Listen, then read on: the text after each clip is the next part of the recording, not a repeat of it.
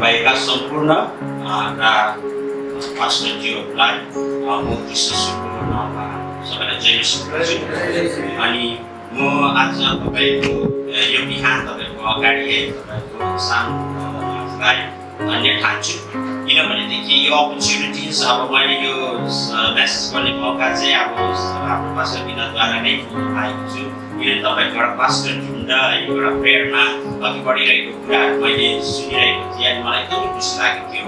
अनि म चाहिँ डोर्समा अब मेरो परिचय भन्नुपर्दा तपाईँलाई मेरो नाम उदय बागदास अनि मैले चाहिँ युथ द मिसनसँग भएर काम गरेको है। जब मैले प्रोफाइलमा एकदमै दुर्बलबाट अनि त्यहाँ नयाँ खोलाएर मानिस हामीलाई मेरो जीवनमा सबै कुरो छ, मैले सबै कुरो पाएर पनि यसलाई सठिक उपभोग गरेको रहेन रहेछु। अनि यहाँ त मान्छेहरू कस्तो दुःख गर्दछ, अलिकति पैसाको लागि कति स्ट्रगल गर्दछ उनीहरू भन्ने कुराहरू।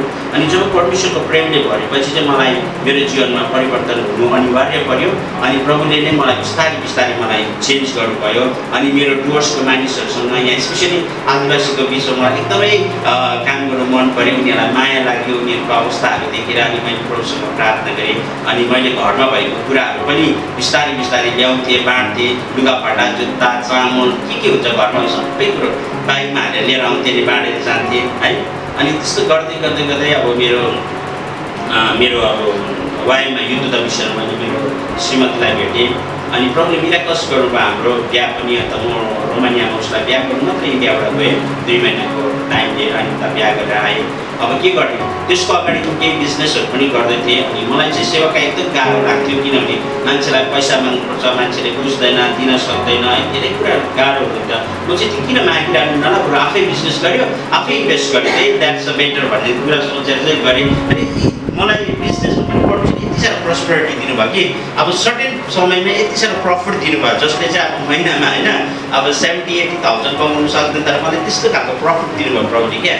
अनि तर मैले चाहिँ प्रभुसँग भनेको थिएँ म चाहिँ फुल टाइम सेवामा निस्किन्छु भने चाहिँ मैले प्रभु यहाँ डिफ्रेन्ट किन चाहिँ यिनीहरू भिन्दै छ, किन ब्लेसिङमा भिन्दै छ, किन लिभिङ स्टाइलमा भिन्दै छ भनेर मैले स्टडी गर्न थाल्दाखेरि चाहिँ मैले के देखेँ भन्दाखेरि विदेशमा मानिसहरू म्याक्सिमम उनीहरू फेथफुल हुन्छ, अनि उनीहरू चर्चमा त झन् एकदमै राम्रो हुन्छ। उनीहरू लिडर्सदेखि लिएर अब तपाईँको कमिटी बडीदेखि लिएर तपाईँको अर्गनाइजेसनहरूदेखि लिएर एकदमै उनीहरू हिसाब किताबदेखि लिएर सबै कुरामा उनीहरू अप टु डेट हुन्छ।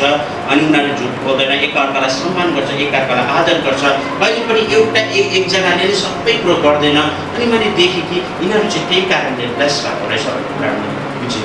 अनि म चाहन्थेँ कि त्यही ब्लेसिङ चाहिँ डुवर्सले पाउनुपर्छ होइन, मानिसहरूले पनि पाउनुपर्छ। अब मैले यसको लागि चाहिँ के गर्दै त भनेर मैले प्रभुसँग प्रार्थना गरेँ। त्यहाँदेखि मैले मेरो प्रेजेन्टेसनहरू उता सोअप गरेँ। अनि मैले कहिले पनि उनीहरूलाई म सेवाकाई गर्छु मलाई पैसा दियो भनेर भनिनँ। जब मैले प्रभुको सेवाकाई एकदम फेथफुल रूपमा गर्दै गर्दै गर्दै गएँ, उनीहरूले नै मलाई हामी तपाईँलाई अब सपोर्ट गर्छ, कन्टिन्यू यति वर्षको लागि गर्छु भनेर उनीहरूले नै मलाई कल गरेर चाहिँ उहाँले इमेलहरू पठाएर सहायता गर्न थाल्यो। हेर्नुहोस्, अनि मैले बुझेँ कि जब हामी एउटा फेथफुलनेसमा इमान्दारितामा चाहिँ सेवा गर्न थाल्छ भनेदेखि चाहिँ हामीले चाहिँ लोक भेटिदेऊ यतादि उतादि भनेर माग्नु पर्दैन रहेछ। अनि मनीले चाहिँ हामीलाई पछि हुँदछ, पैसाले चाहिँ हामीलाई, तर हामी चाहिँ पैसाले पछि लाग्नु होइन है।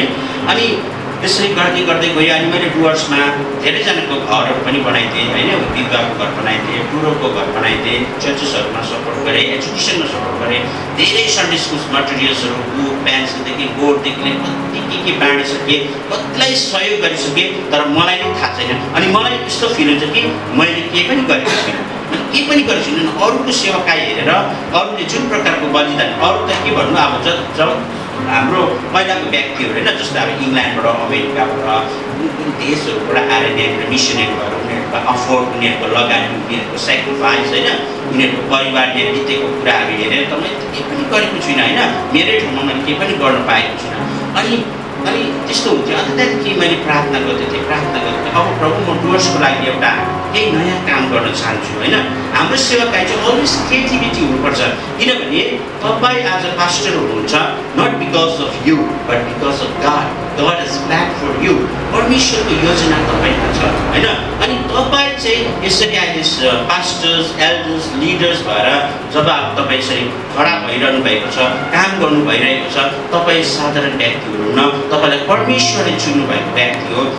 म चाहिँ चाहन्छु कि तपाईँहरू सबै पास्टर्स चाहिँ एक भएर है काम गरेको म देख्न चाहन्छु।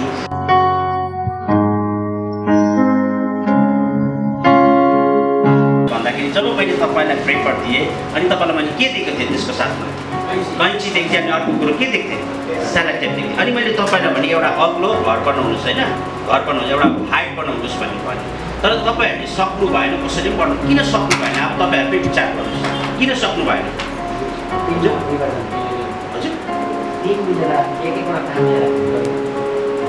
गर्नु भएन।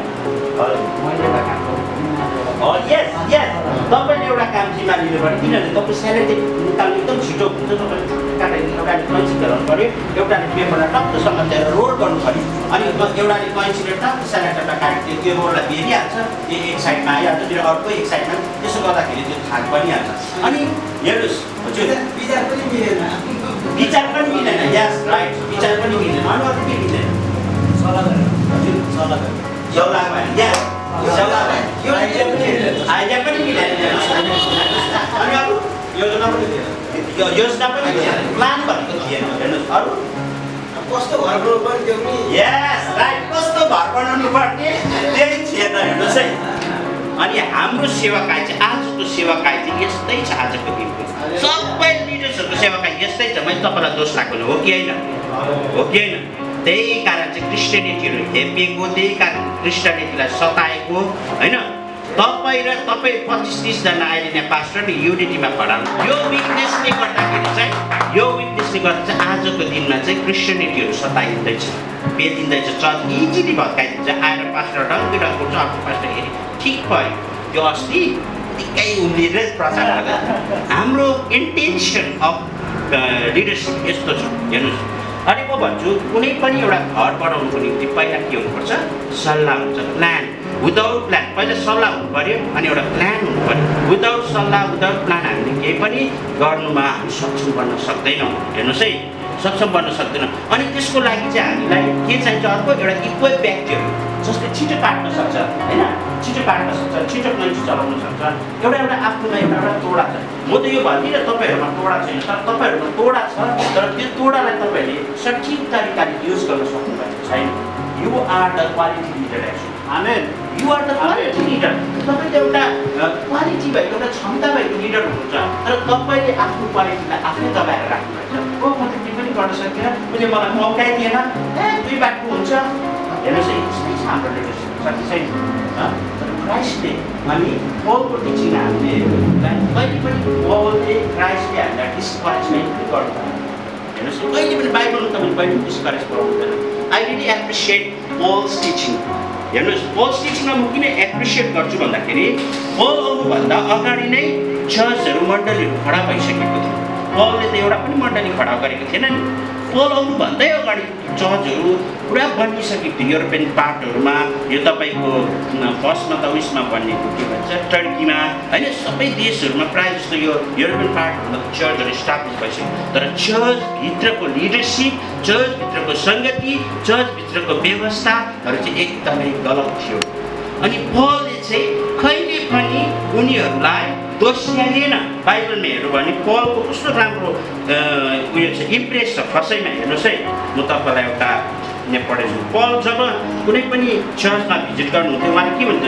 पल an apostle of Christ Jesus by the will of God, है, to God is holy people in Ephesus the faithful in Christ Jesus, grace and peace to you from God our Father and the Lord Jesus Christ. हेर्नुहोस् है, एफिससको मण्डली कस्तो थियो? एकदम राम्रो थिएन, त्यहाँभित्रको रहनसहन, त्यहाँभित्रको षड्यन्त्रहरू राम्रो थियो। तर पलले डाइरेक्टली गएर उनीहरूलाई कहिले पनि दोष लगाएन। उनीहरूले एकदमै पिसफुली, एकदमै पलले के गर्छ, उनीहरूलाई उत्साह दिएर, प्रोत्साहन दिएर उनीहरूलाई ग्रिड गरेको कुरा छ। हेर्नुहोस्, कहिले पनि हामीले चाहिँ लिडरसिपको कामहरूमा कहिले पनि उसको चाहे कमजोरी होस्, चाहे दुर्बल होस्, उसलाई कहिले पनि हामीले दोषरोपण गरेर उसलाई गिराएर निश्चित गरेर कहिले पनि उसलाई उयो के भन्छ अनर गर्नु हुँदैन। उसलाई हामीले जहिले पनि के गर्नु, क्रिस्टको नाममा अनर गरेको छौँ नि त हामी, चाहे ब्याड पास्टर होस् चाहे गुड पास्टर होस्, तर हामीले अनर चाहिँ इक्वलमा गर्नुपर्छ। आइदर ब्याड र either good, neither good. Okay, त्यस्तो जे पनि नट गुड। अनि त्यस्तो लिडरसिप त्यस्ता बिचका लिडरहरूलाई पनि हामीले एउटै तरिकाको आदर गर्न सिक्नुपर्छ। अनि पलले यदि तपाईँको मण्डली राम्रो छैन, तपाईँको मण्डलीभित्र यस्तो खालको टिचिङ छ, यस्तो छ, उस्तो छ भनेर गरेको भएदेखि पललाई नै त्यहीँनिर ढुकाएर मारिँदैन यसको मण्डलीहरूले, रोमीको मण्डलीहरूले हिर्काएर मारिँदैन। तर पलले आफूलाई इन्करेज गरे।